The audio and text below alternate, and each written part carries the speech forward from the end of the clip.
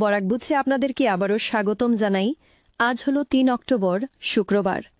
আজকের সকালের বিশেষ বিশেষ খবরগুলি হল: এক মর্মান্তিক হৃদয়বিদারক ঘটনা, হাইলাকান্দির সরসপুরে কালীগঞ্জের কুনাপাড়ার এক তরুণ মেকানিকের বস্তাবন্দি লাশ উদ্ধারে তীব্র চাঞ্চল্য। জানা গেছে, কালীগঞ্জের তরুণ ইলেকট্রনিক মেকানিক ছিলেন সাইদুল ইসলাম। প্রতিদিনের মতো গত শুক্রবার বিকেলে তার কাছে ফোন আসে। এভাবে সে বিভিন্ন স্থান থেকে গাড়ির কাজের জন্য ফোন আসলে সে নির্দিষ্ট জায়গায় গিয়ে গাড়ির কাজ করে। কোনো সময় গাড়ির কাজে গেলে একদিন, দুদিন, ৩ দিন পরে বাড়ি আসত বলে জানা গেছে। শেষ যখন যায় তখন বাড়ির সাথে সে কোনো যোগাযোগ রাখেনি। যোগাযোগ না করায় বাড়ি থেকে তার ফোনে অনেকবার কল করা হয়, কিন্তু ফোনে রিং করেনি। অবশেষে বৃহস্পতিবার হাইলাকান্দি জেলার সরসপুর জঙ্গলের মধ্যে বস্তাবন্দি থেকে দুর্গন্ধ সরায় পথচারীরা বুঝতে পারেন। তখন কোনো এক পথচারী এগিয়ে দেখেন একটি বস্তার ভেতরে থেকে গন্ধ বেরোচ্ছে। তখন খবর দেওয়া হয় স্থানীয় পুলিশে। পুলিশ এসে বস্তা থেকে লাশ উদ্ধার করে দেখে দেহে পচন হয়ে পোকা ধরেছে। দেহ ফুলে গিয়ে মুখমণ্ডল শনাক্ত করা সম্ভব হয়নি। পরে দেহে থাকা কাপড় দেখে তাকে শনাক্ত করা হয়। তার বাড়ি কালীগঞ্জের কুনাপাড়া গ্রামে। বর্তমানে তার দেহ হাইলাকান্দি সিভিল হাসপাতালের মর্গে রাখা হয়েছে। জানা গেছে, আজ শুক্রবার ময়নাতদন্ত শেষে দেহ বাড়িতে নিয়ে আসা হবে। কালীগঞ্জের এরকম ইলেকট্রিক মেকানিকের এরকম মৃত্যুর ঘটনায় তীব্র চাঞ্চল্যের সৃষ্টি হয়েছে। গুমরাবাজারে এক মর্মান্তিক সড়ক দুর্ঘটনা। গুমরাবাজারে অ্যাল্টো এবং অটো গাড়ির সংঘর্ষে জখম হয়েছেন বাবা ছেলে। জানা গেছে, বৃহস্পতিবার বিকেল আনুমানিক ৫টা নাগাদ AS11EC ৯৭৮০ নম্বরের একটি অটো গুমরাবাজার থেকে ২ যাত্রী নিয়ে কালাইন অভিমুখে যাওয়ার পথে ৬ নম্বর জাতীয় সড়কে হঠাৎ কালাইন থেকে আগত AS11EC ৭০৮১ নম্বরের একটি অ্যাল্টোর সঙ্গে সজোরে ধাক্কা লাগে। এতে অটোর সামনের অংশটি পুরো দুমড়ে মুচড়ে যায়। অ্যাল্টো গাড়ির সামনের অংশ দুমড়ে মুচড়ে যায়। এতে গুরুতর আহত হয়েছেন অটোতে থাকা ২ যাত্রী। তারা সম্পর্কে বাবা ছেলে বলে জানা গেছে। আহতরা হলেন খালাইনের রইস আলী রহমান ও তার ছেলে মুস্তাহি রহমান। ঘটনার পরপরই স্থানীয়রা আহতদের উদ্ধার করে শিলচর মেডিকেল কলেজ ও হাসপাতালে পাঠিয়ে দেন।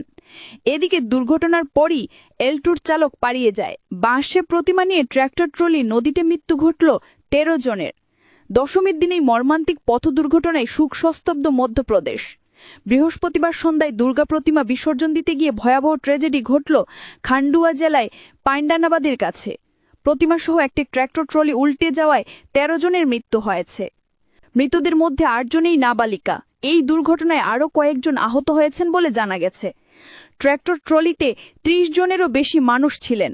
স্থানীয় সংবাদ সূত্রে জানা গেছে, এই দিন সন্ধ্যা ৬টা নাগাদ আরডালাবাদের ব্যাকওয়াটারের কাছে প্রতিমা নিরঞ্জনের ভিড় জমেছিল।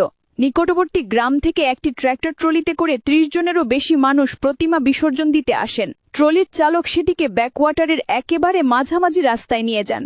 ট্র্যাক্টরের ভার সহ্য করতে না পেরে রাস্তার খানিকটা অংশ ভেঙে যায়, আর সঙ্গে সঙ্গে ট্র্যাক্টর ট্রলিটি উল্টে যায় বাঁধের জলে।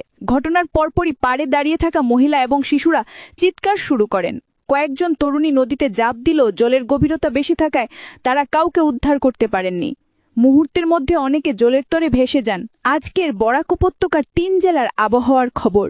আজও বরাক উপত্যকার ৩ জেলার আকাশে একটু ফর্সা থাকলেও গরম কম থাকার পূর্বাভাস। শিলচর কাছাড়ে আজ সর্বোচ্চ তাপমাত্রা থাকবে ৩৩ ডিগ্রি সেলসিয়াস এবং সর্বনিম্ন তাপমাত্রা থাকবে ২৬ ডিগ্রি সেলসিয়াস। শ্রীভূমি তথা করিমগঞ্জ জেলায় আজ সর্বোচ্চ তাপমাত্রা থাকবে ৩৩ ডিগ্রি সেলসিয়াস এবং সর্বনিম্ন তাপমাত্রা থাকবে ২৫ ডিগ্রি সেলসিয়াস। হাইলাকান্দি জেলায় আজ সর্বোচ্চ তাপমাত্রা থাকবে ৩৩ ডিগ্রি সেলসিয়াস এবং সর্বনিম্ন তাপমাত্রা থাকবে ২৬ ডিগ্রি সেলসিয়াস। এবার শেষ খবরটি। প্রতিমা নিরঞ্জনে বৃষ্টি ভেজা সড়কে দর্শনার্থীদের ঢল। শিলচরে রাত ৯:৩০ পর্যন্ত ১৮২টি প্রতিমা নিরঞ্জন। শিলচরে বৃষ্টিতে ভিজে প্রতিমা বিসর্জন চলে, তবে বৃষ্টি থামতে বিসর্জনের সংখ্যা বেড়ে যায়। শিলচর সদরঘাটে রাত ৯:৩০ পর্যন্ত ১৮২টি প্রতিমা বিসর্জন করা হয়। বৃহস্পতিবার বিজয়া দশমীর দিন শিলচর শহরের পূজা কমিটিগুলো নিজ নিজ প্রতিমা বিসর্জনের উদ্দেশ্যে রওনা দেন। তবে দুপুরে ভারী বৃষ্টি বিসর্জনে বাধা সাধ করে। বৃষ্টি থামতেই মণ্ডপ খালি হতে শুরু হয়। এই ছিল আজকের সকালের বিশেষ বিশেষ খবরগুলি। ভিডিওটি অবশ্যই লাইক করে শেয়ার করে দেবেন।